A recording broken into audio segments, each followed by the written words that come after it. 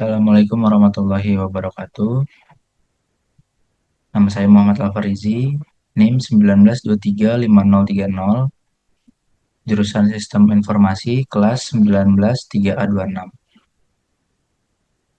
Pada kesempatan kali ini, saya ingin mengajak teman-teman semua untuk membahas sebuah isu yang sangat penting dan dekat dengan kehidupan kita sehari-hari, yaitu korupsi. Penjelasan ini saya buat untuk keperluan tugas PBL 2 Mandiri Bahasa Indonesia. Saya akan menjelaskan isu artikel ini yang saya tulis dengan judul Korupsi, Musuh Bersama yang Harus Ditumpas. Artikel ini saya tulis dalam bentuk artikel populer agar mudah dipahami dan relevan, terutama bagi kita sebagai mahasiswa. Jenis tulisan artikel populer ini yaitu argumentatif. Saya memilih tema ini karena korupsi adalah salah satu masalah yang paling besar di negara kita, dan juga dampaknya terasa sampai ke seluruh lapisan masyarakat. Mulai dari mahalnya biaya hidup, terbatasnya layanan publik, hingga berkurangnya kesempatan untuk maju. Semua itu bisa jadi dampak dari korupsi yang merajalela. Lewat artikel ini, saya ingin mengajak kita semua, khususnya mahasiswa dan generasi muda, untuk tidak hanya menyadari bahaya korupsi, tetapi juga berani mengambil sikap dari sekarang. Nah, artikel ini saya awali dengan penegasan bahwa korupsi itu bukan sekedar kejahatan biasa. Korupsi itu adalah racun yang menghancurkan masa depan bangsa. Misalnya, anggaran yang seharusnya digunakan untuk membangun sekolah dan rumah sakit justru dikorupsi. Hasilnya, fasilitas menjadi tidak memadai dan masyarakat kecil menjadi menderita. Berdasarkan data dari KPK, pada tahun 2023, kerugian negara Indonesia itu akibat korupsi mencapai lebih dari 50 triliun. Kalau kita bandingkan, uang sebanyak itu bisa dipakai untuk membangun lebih dari 10.000 sekolah di pelosok-pelosok negeri. Tapi sayangnya, uang itu malah masuk ke kantong oknum yang tidak bertanggung jawab. Yang lebih menyedihkan, korupsi tidak hanya terjadi dalam pemerintahan tingkat atas. Di kehidupan sehari-hari pun, praktik-praktik korupsi kecil sangat sering kita jumpai. Dan ini yang paling bahaya karena dianggap lumrah. Saya sendiri pernah mengalami pengalaman pribadi saat bergabung dalam kegiatan organisasi di sekolah dahulu. Saat itu ada laporan dana yang dimanipulasi, walaupun nominalnya tidak besar.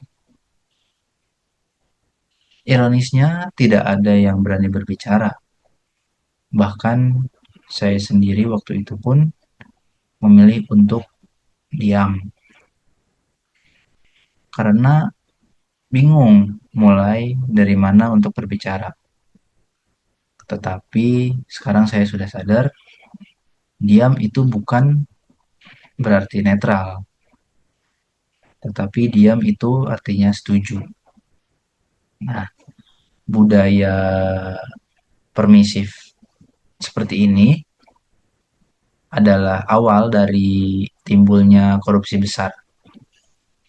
Kalau sejak mahasiswa kita terbiasa memaklumi kebohongan kecil seperti ini, maka saat kita nanti bekerja atau bahkan memegang jabatan, kita bisa tergoda untuk melakukan hal yang lebih besar lagi.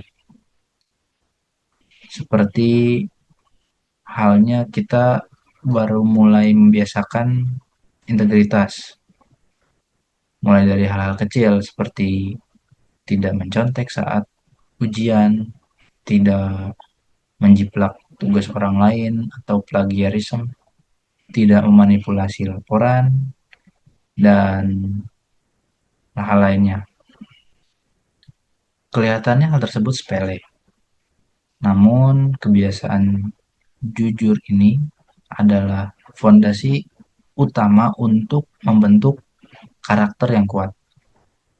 Di dalam artikel ini, saya juga menyampaikan bahwa kita perlu mendukung tokoh-tokoh yang bersih dan berintegritas. Jangan hanya memilih atau mengidolakan tokoh karena terkenal atau pandai berbicara saja. Lihat juga rekam jejak, apakah jujur, berani, dan berpihak pada kepentingan rakyat. Membangun budaya anti korupsi memang tidaklah mudah, tapi bukan berarti hal tersebut tidak mungkin. Kita tidak perlu menunggu jadi pejabat atau tokoh-tokoh besar untuk memulainya. Cukup dimulai dari diri kita sendiri. Mulai dari hal-hal jujur dalam tugas kuliah, dalam membuat laporan kegiatan, dan yang lainnya. Kita adalah generasi penerus bangsa. Jika kita tidak berani berubah dari sekarang, maka korupsi akan terus diwariskan ke penerus bangsa. Tapi, jika kita semua berkomitmen untuk hidup jujur dan berani bersikap, maka harapan itu masih ada. Ingat, perubahan besar selalu dimulai dari langkah kecil dan dilakukan secara konsisten. Jangan menunggu untuk orang lain bergerak. Mari kita mulai dari sekarang, dari kita, saya, dan juga kamu. Terima kasih sudah mendengarkan penjelasan dari saya. Saya Muhammad Alfarizi. Semoga kita semua bisa menjadi bagian dari generasi anti korupsi. Sampai jumpa. Salam integritas. Salam anti korupsi. Wassalamualaikum warahmatullahi wabarakatuh.